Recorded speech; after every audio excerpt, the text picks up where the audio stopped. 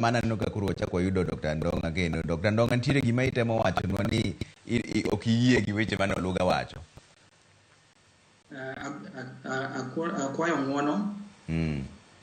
Koro adwa wacho ni Oluga is a strong believer in systems matiyo. Kendo mano e gima kaka KMPD wadwa embrace so much.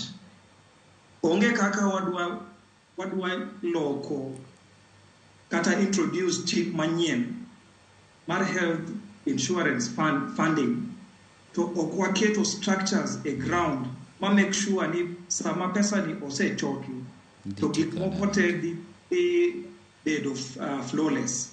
Kata ok ni flawless lakini most of the things did timre kaka wapango.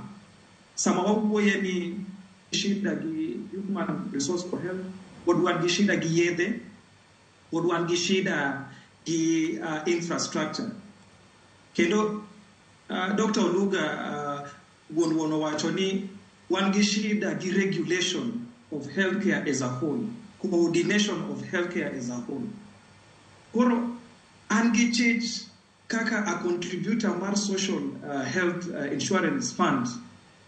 Sama iwacho ni wakao pesa ni, lakini systems pod ok ber, nitie possibility ni pesa ni pod dibedo squandered somewhere, nitie possibility ni mag facilities pod ok ber, nitie possibility ni kidhi hospital to kibi yudo daktari midwaro, lakini pesa ni to wakao.